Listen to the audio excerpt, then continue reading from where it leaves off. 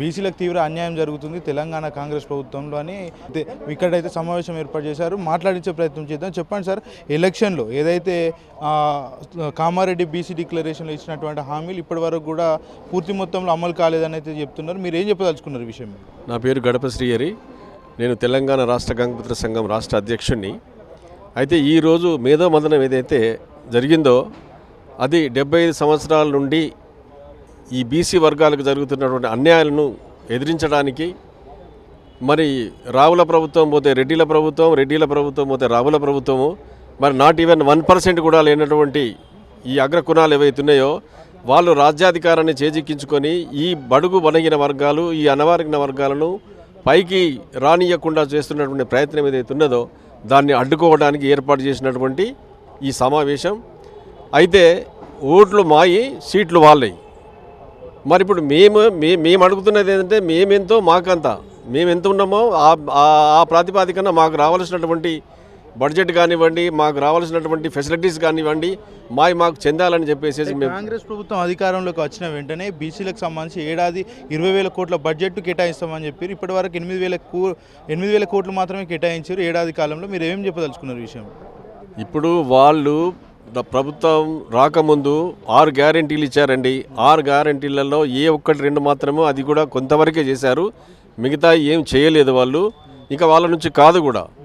అయితే వీళ్ళు ఈ రాజకీయ నాయకులు అగ్రకుణాలు చేస్తున్నది ఏంటంటే వాళ్ళు బీదలకు సేవ చేయడానికో లేకపోతుంటే అణగారిన వర్గాలకు సేవ చేయడానికో రావట్లేదు. వాళ్ళు కేవలము వాళ్ళు సంపాదించుకొని మళ్ళీ నెక్స్ట్ ఎలక్షన్లో డబ్బులు పెట్టి జనాలకు ప్రలోభాలకు పాల్పడి వాళ్ళకి ఏవో ఆశలు చూపించేసి ఓట్లు దండుకోవడానికి చేస్తున్నటువంటి ప్రయత్నము.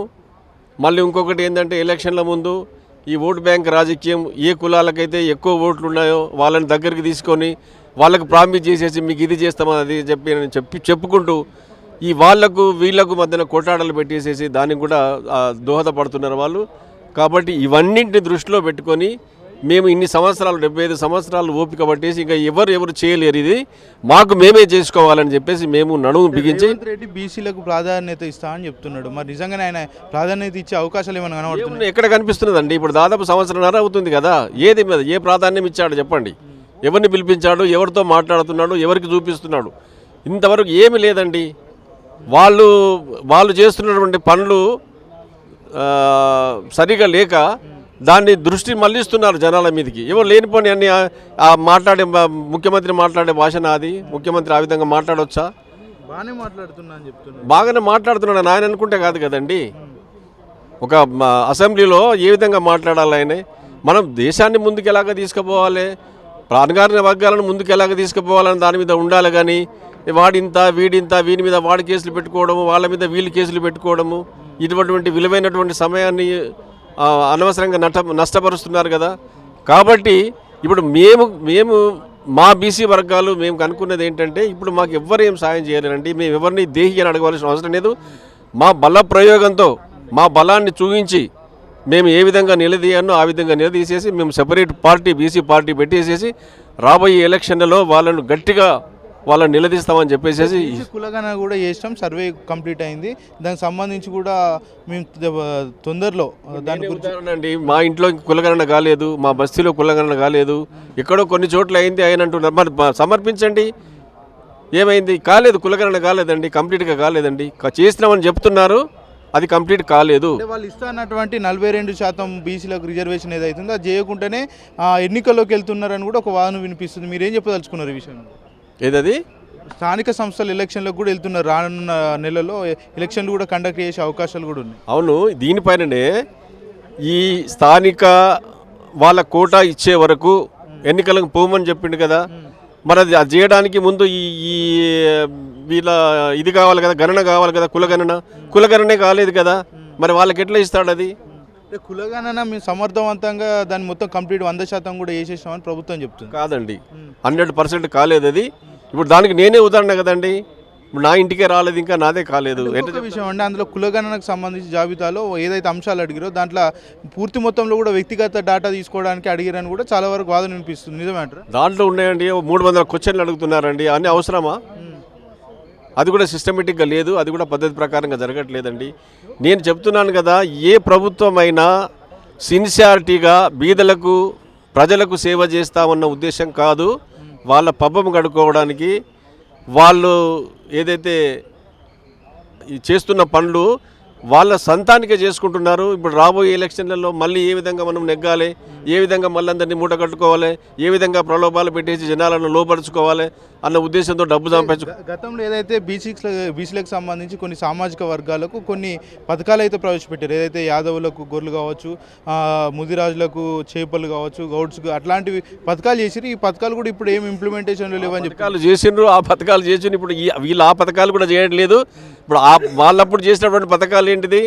వాడు ఇక్కడ గొర్రెలు కాసేవాడు గొర్రెలు కాసుకుంటూనే ఉండాలి, బర్రెలు కాసుకునేవాడు బర్రెలు కాసుకుంటూనే ఉండాలి, చేపలు పట్టేవాడు చేపలు పట్టుకుంటూనే ఉండాలి. వాళ్ళు ఆ వృత్తిలో ఉండేసి మా దగ్గరికి మా పోటీకి రాకూడదనే ఉద్దేశంతో చేసిండు. కమస్కం కొన్ని వర్గాలు బాగుపడ్డాయేమో, కానీ ఇప్పుడు ఇది వీళ్ళు అది కూడా చేయట్లేదు కదా. అది కూడా చేయట్లేదు. వ్యవసాయదారులకు ఇచ్చేటువంటి వ్యవసాయదారులకు ఇచ్చే ఏదైతే ఉన్నదో ఆ అమౌంట్ కూడా ఇవ్వట్లేదు. అంటే మొన్న మీరు చూసి ఉంటారు, నిరుద్యోగులు చాలా వరకు జీవో నెంబర్ 29 రద్దు చేయాలని చాలా మొత్తంలో యుద్ధం చేసినట్టు వాళ్ళు ఉద్యమం కూడా చేసిన పరిస్థితి. దాని మీద ముఖ్యమంత్రి కూడా స్పందించిన దాఖలాలు కూడా లేవు.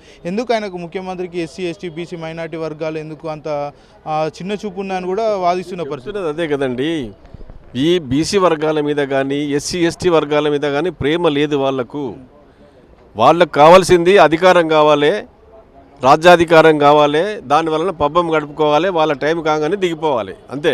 అబద్ధాలు మాటలు చెబుతున్నారు, రాజ్యాధికారానికి వస్తున్నారు, తర్వాత నెరవేరుస్తున్నారు. ఇప్పుడు ఈవెన్ రాజీవ్ గాంధీ కూడా రాహుల్ గాంధీ కూడా ఏం చెప్పాడండి?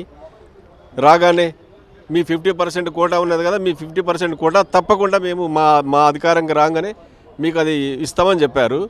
మరి ఇప్పుడు ఇక్కడ తెలంగాణలో వచ్చింది, కర్ణాటకలో వచ్చింది, మరి అక్కడ అమలు చేస్తున్నారా? ఎందుకు చేయట్లేదు? మరి ఇప్పుడు వీరు ఆయన బాధ్యుడు కాదా? తర్వాత ఇక్కడ ఉన్న ముఖ్యమంత్రి బాధ్యుడు కాదా?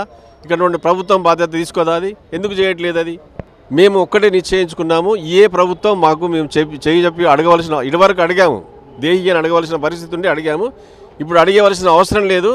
మా సశక్తి మీదనే, మా ధైర్య సాహసాల మీదనే, మా యూనిటీ మీద మేము ఆధారపడి మేము రాబోయే ఎలక్షన్లలో బీసీ వర్గాలది ఒకటే ఒక పార్టీ ఏర్పాటు చేసుకొని ఎలక్షన్లకు పోవాలని చెప్పేసి ఈరోజు ఏదైతే తీర్మానం జరిగిందో దానికి మేము కట్టుబడి ఉన్నాం. ప్రస్తుతం మనతో పాటు ఉస్మానియా ప్రొఫెసర్ సుదర్శన్ రావు ఉన్నారు, మాట్లాడించే ప్రయత్నం చేద్దాం. సార్ చెప్పండి, తెలంగాణకు సంబంధించి గతంలో ఏదైతే కాంగ్రెస్ ప్రభుత్వం అధికారంలోకి వస్తే ఏడాది 20,000 కోట్ల బడ్జెట్ పెడతాం, అదేవిధంగా బీసీ కులగణన చేస్తాం, 42% రిజర్వేషన్లు కూడా ఇస్తామని చెప్పారు. ఇప్పటికి కూడా ఏడాది పాలన కొనసాగింది. ఇప్పటి వరకు కూడా దాని గురించి పటిష్టమైన హామీ ఏం కూడా పరిష్కరించిన దాఖలాలు. మీరేం చెప్పదలుచుకున్నారు ఈ విషయం మీద?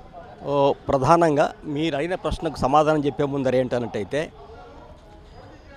ఈ రాష్ట్రంలో ప్రస్తుతం ఉన్నటువంటి కాంగ్రెస్ వాళ్ళ యొక్క ఎన్నికల మేనిఫెస్టోలో మీరు ఇందాక చెప్పిన అన్ని అంశాలను కూడా వాళ్ళు చెప్పారు.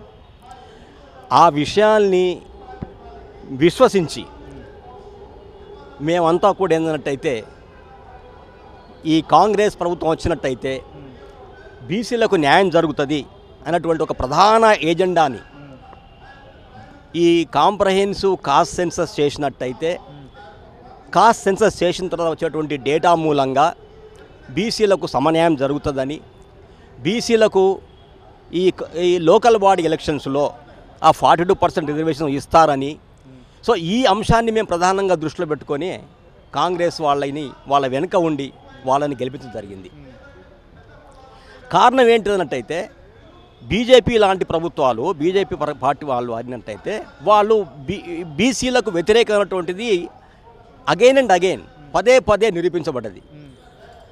అందువల్ల ఇకపోతే అంతకుముందు ఉన్నటువంటి ఈ బీఆర్ఎస్ గవర్నమెంట్ వాళ్ళు బీసీలను పట్టించుకోకపోవడము, ఏంటంటే ఒక నియంతృత్వ ధోరణిలో వాళ్ళు పరిపాలించడం మూలంగా ప్రజలు విసిగిపోయి ఆల్టర్నేటివ్గా ఈ రాహుల్ గాంధీ గారు ముందుకొచ్చి నేను మా రాష్ట్రం మా ప్రభుత్వం ఏర్పడ్డట్టయితే రాష్ట్రంలో మేము ఈ కాస్ట్ సెన్సస్ చేపడతామన్నటువంటి నినాదంతో ముందుకొచ్చి వచ్చడం వల్లంగా మేము వాళ్ళకి సపోర్ట్ చేయడం జరిగింది.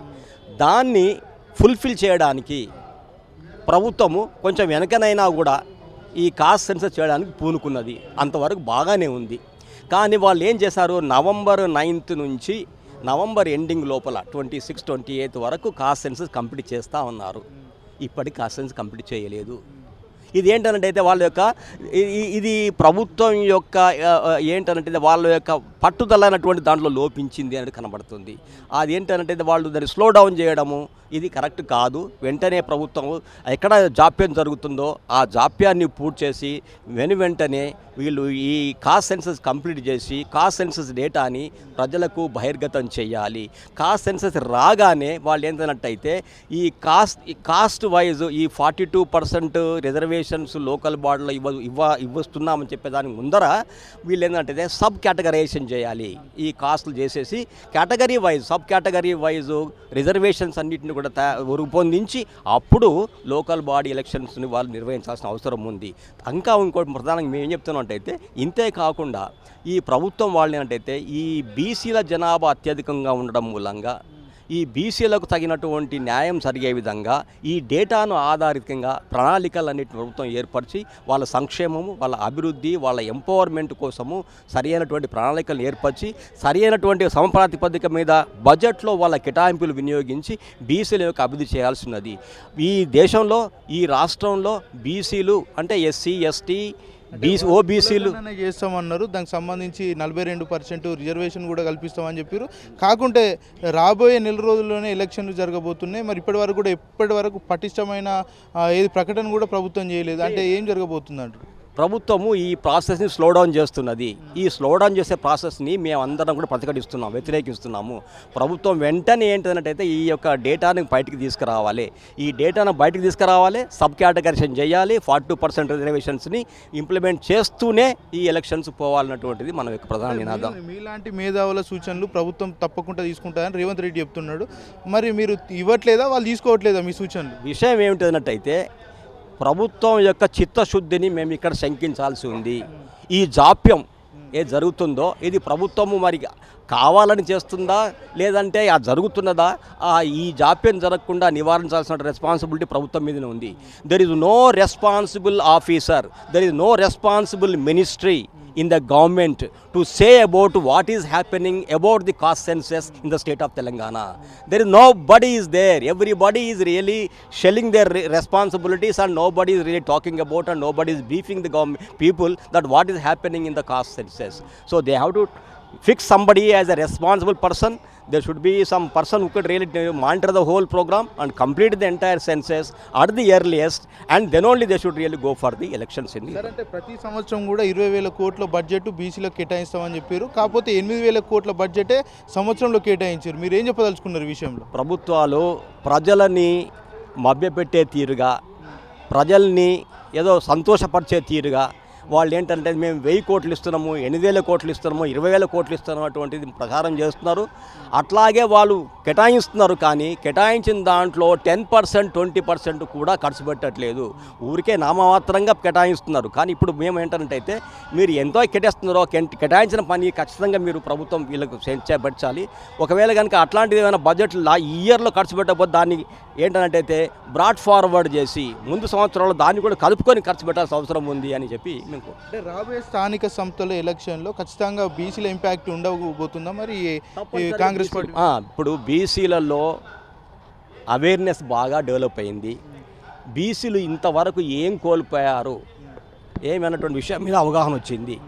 బీసీలు వాళ్ళకు తగ్గాల్సినటువంటి వాటా కోసం వాళ్ళు పోట్లాడుతున్నారు. కాబట్టి ఈసారి ఈ లోకల్ బాడీ ఎలక్షన్స్లో బీసీలు అత్యధిక సంఖ్యలో పోటీ చేసి వాళ్ళ సత్తాను ప్రూవ్ చేసి మేము కూడా ఈ దేశంలో ఈ గవర్నెన్స్లో భాగస్వాములుగా ఉంటామని ముందుకు పోయే పరిస్థితి ఇవాళ ఏర్పడ్డది. కాబట్టి మేము వీఆర్ వెరీ ఆప్టిమిస్టిక్. రేపు రాబోయే ఎలక్షన్స్లో బీసీల యొక్క సత్తా అన్నటువంటిది బీసీలను ఎట్లా యునైట్ చేసి బీసీలు ఏ విధంగా కలిసి పనిచేయాలో మేము బీసీలలో ఉన్నటువంటి అప్రిహెన్షన్స్ వాళ్ళకున్న అనుమానాలు, ఒక కులం మీద ఇంకో కులం, ఇది బీసీ కులాలలో కొంచెం అడ్వాన్స్ కులం వాళ్ళే దోచుకుంటున్నటువంటి వాటిని మనం ప్యాచప్ చేయడానికి, బ్రిడ్జ్ చేయడానికి వర్క్ చేసి బీసీల తోడుగా మేము ఉండి మేము వాళ్ళని నడిపించి బీసీలకు రాజ్యాధికారం దిశగా ఈ రాబోయే ఎలక్షన్స్లో నుంచే లోకల్ ఎలక్షన్స్ మేము పరిచేద్దాం.